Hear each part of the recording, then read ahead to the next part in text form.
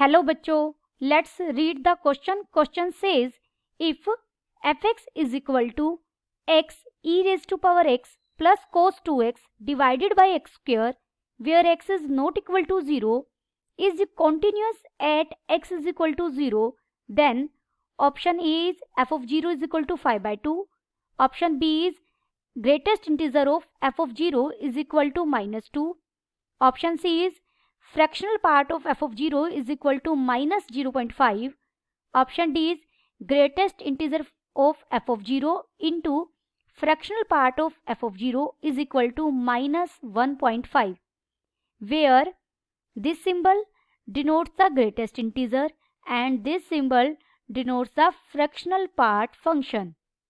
First we see the key concept. Let f of x be a real valued function and C belongs to domain of f, then f is continuous at x is equal to c if limit x tends to c f of x is equal to f of c. Function की limiting value c पर जो functional value होगी उसके equal हो.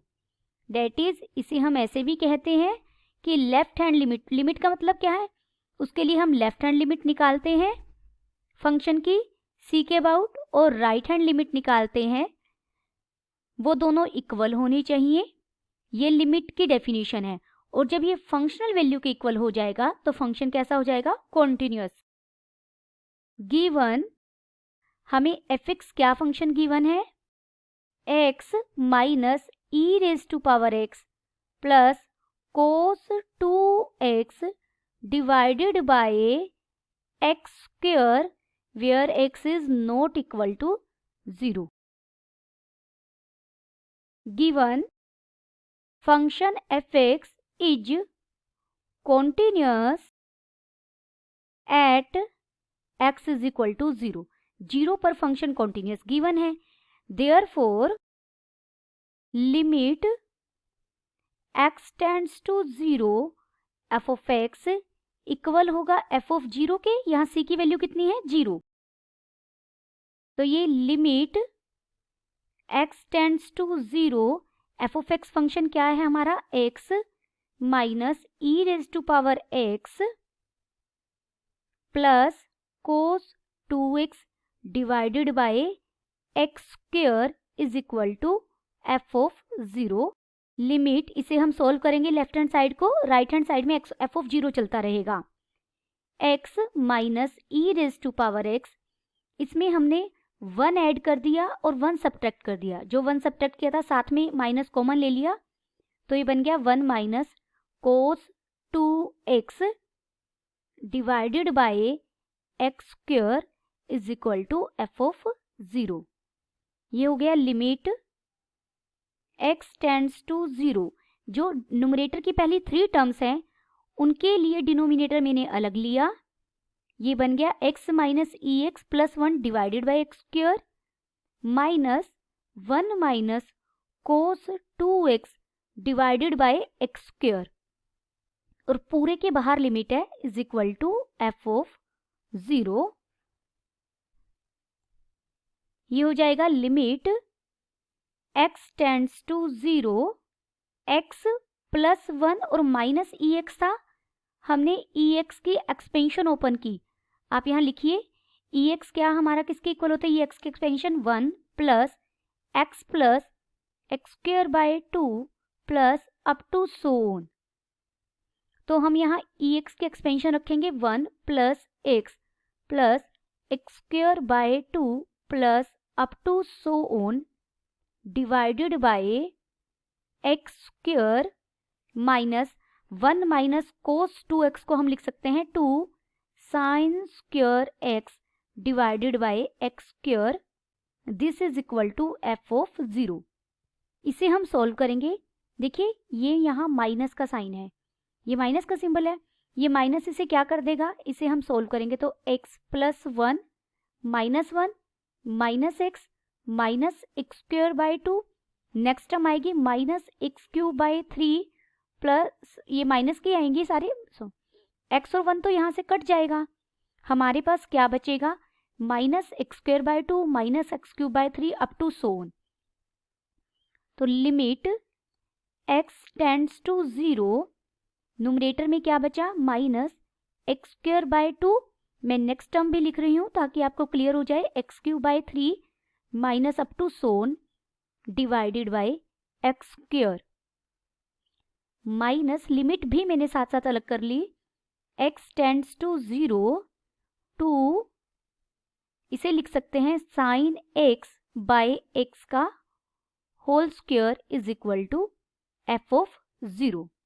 This is equal to, आप minus numerator से यहाँ पर अगर आप एक्स स्क्वेयर कॉमन ले लेंगे यहाँ से तो ये क्या बन जाएगा, देखिए एक्स स्क्वेयर कॉमन लेने पर हमें मिलेगा minus 1/2 minus x by 3 plus up to so on, आगे जो भी टर्म्स आएंगी उन सब में एक्स जरूर आएगा, डिवाइडेड बाई एक्स स्क्वेयर है, इस एक्स स्क्वेयर से एक्स स्क्वेयर कट जाएगा, बाहर लिमिट है, लिमिट एक्स टेंड्स टू 0, आप लिमिट यूज करेंगे एक्स की जगह 0 रखेंगे तो ये टर्म 0 और आगे सारी टर्म्स में एक्स आएगा यानी 0 हो जाएगी, तो इसकी लिमिटिंग वैल्यू क्या मिलेगी माइनस 1/2, माइनस 2 तो कांस्टेंट है बाहर निकाला, हमारे पास एक रिजल्ट होता है limit X tends to 0 sine x by X की वैल्यू क्या होगी, लिमिटिंग वैल्यू 1, अगर 2 से डिवाइड ऊपर होल स्क्वायर है तो 1 का स्क्वायर भी 1 ही आएगा, तो ये 2 इंटू 1 हो जाएगा, this is equal to F of 0।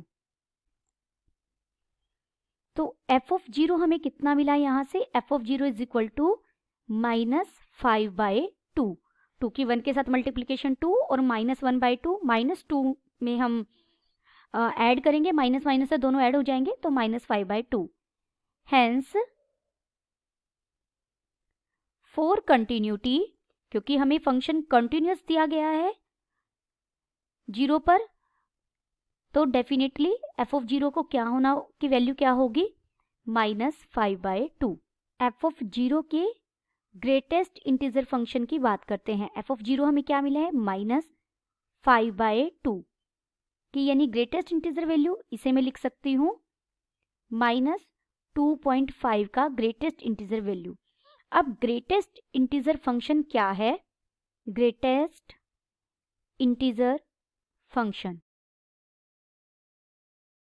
आप किसी भी x पर ग्रेटेस्ट इंटीजर फंक्शन यूज करेंगे, फर्स्ट पहली बात तो क्या है कि ये इसकी वैल्यू एक इंटीजर आएगी, ये हमेशा एक इंटीजर वैल्यू लेता है, और ग्रेटेस्ट इंटीजर वैल्यू इसकी फंक्शन की वैल्यू क्या आएगी, x से छोटे जितने भी इंटीजर एग्जिस्ट कर रहे हैं उनमें सबसे बड़ा, मान इसे एग्जाम्पल से समझते हैं, मान लीजिए 2 है, 2.3 है, 2.3 आप रियल लाइन पर 2.3 प्लॉट कीजिए, यहाँ 0, ये 1, ये 2 और यहाँ कहीं होगा 2.3, तो 2.3 से छोटे इंटीजर 2 भी छोटा है, 1 भी छोटा है, 2.3 से छोटे हैं ना, ये लेस है, यहाँ -1 होगा, -2 होगा, लेकिन इन इंटीजर्स में सबसे बड़ा क्या है 2, या फिर से कहें 2.3 से जस्ट पहले जो इंटीजर आ रहा है, लेफ्ट हैंड साइड में जो इंटीजर आ रहा है वो इसकी वैल्यू होगी।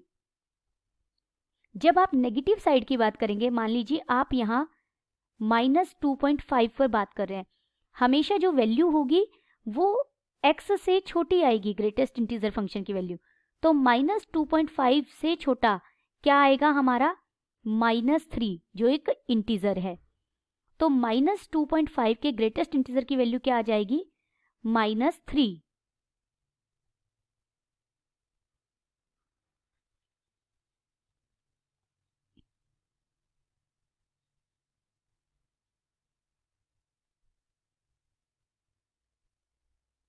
और फ्रैक्शनल पार्ट पहली बात तो हमेशा पॉजिटिव वैल्यू लेगा, देखिए फ्रैक्शनल पार्ट ऑफ x का क्या फॉर्मूला है, x आप जो भी नंबर है उसमें से अगर उसका ग्रेटेस्ट इंटीजर नंबर सब्ट्रैक्ट कर दें तो हमें fractional part of that number मिल जाता है।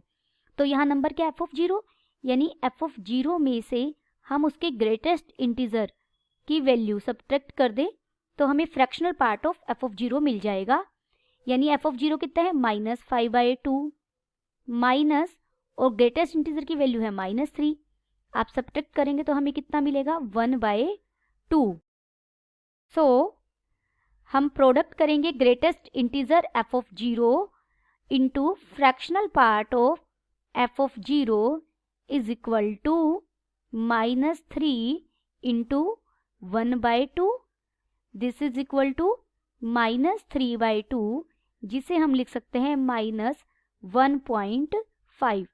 Therefore option D is correct.